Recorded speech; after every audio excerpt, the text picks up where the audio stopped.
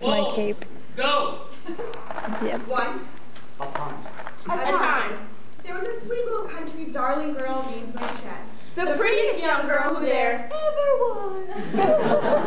whom everybody looked upon and loved as Little Red. And her old granny loved her most of all. One morning, Little Red asked her mother if she could go visit with her grandmother. That's a great idea.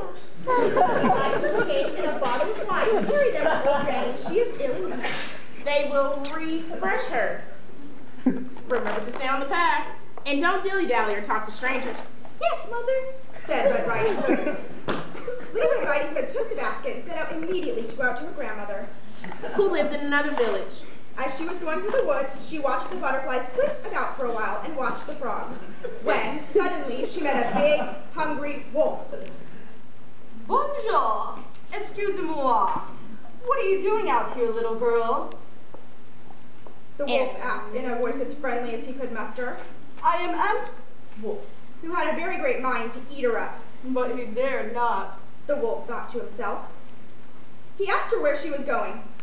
Why? Yes, you have the woods. I'm going to see my grandmother. And why are you carrying your mantle, Little Red? Oh my God. I'm giving her some cake and wine. She's sick and weak. And just where does your grandmother live? It's beyond that mill, you see there? The first house in the village. Well then, charming child, let me encourage you to collect a few forbidden blooms for your noble grandmother, Replied the wolf. and I don't believe you hear how beautifully the birds are singing. Why don't you go and take a look? Little Red opened her eyes and saw the sunlight breaking through the trees and how the ground was covered in beautiful flowers. If I take a bouquet to grandmother, She thought, she will be very pleased. and she stepped off the path and dilly-dallied among the flowers. Meanwhile, the wicked wolf ran as fast as he could, taking the shortest path to Grandma's house. And the little girl took a roundabout way, entertaining herself. By gathering Oh my gosh. No way. by gathering dust and bouquets of little flowers. It was not long before the wolf arrived at the old woman's house. He knocked on the door. Who's there? Your grandchild, Little Red Riding Hood. Replied the wolf, counterfeiting his voice. Who has brought you cake and a little pot of butter? Oh, just press the latch. Called out the grandmother. I'm too weak to get up. The wolf pressed the latch, and the door opened. He stepped inside And ate her up. Then he took her clothes and her cap and put them on. He got into her bed, dabbed some perfume behind his ears, and pulled the curtain shut. But Grandma was small and tough, and the wolfie wailed. I haven't yet begun to feel I've had a decent meal. He ran around the kitchen yelping. I've got to have another helping. Then added with a frightful leer, Therefore, I'm going to wait right here. Little Red was running after flowers, and when she had so many, she couldn't carry any more. She bethought of her granny and started on her way to her. It seemed strange to her that the door was wide open. And when she entered the room, everything seemed to her peculiar, she thought.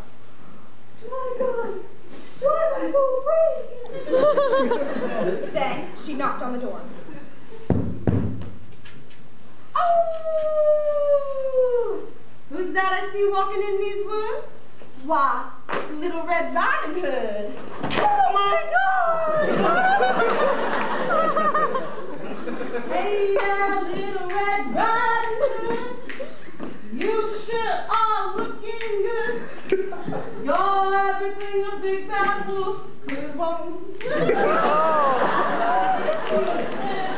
Little Red Riding Hood. I don't think that a big girl should go walking in the spooky old woods alone.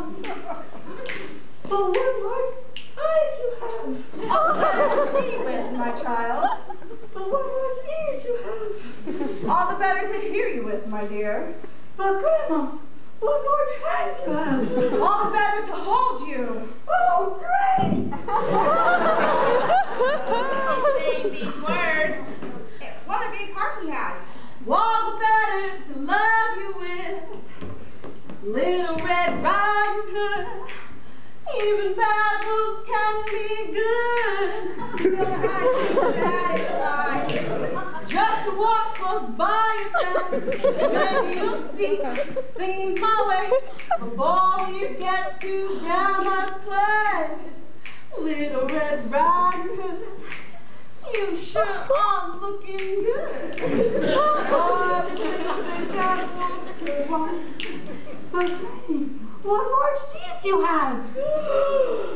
Why, those are for crunching little children with, my dear. And saying these words, this wicked wolf fell upon Little Red and ate her up. As soon as the wolf finished this tasty bite, He climbed back into bed, snoring tremendously. a huntsman was passing by, and he thought to himself, How can an old lady snore like that? he went into the room, and there lay the wolf. Have I found you now, you old rascal? Said he, I've been looking for you. He was going to aim with his gun when he thought to himself, Maybe the wolf has only swallowed Granny, and yet she may be saved. therefore he did not shoot, but took a knife and killed the wolf while sleeping. Then began to open the wolf's maw. Afterwards, He made several cuts. And he saw a red hood gleam.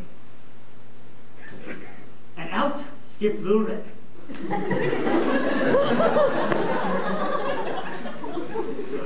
How frightful in the wolf's maw.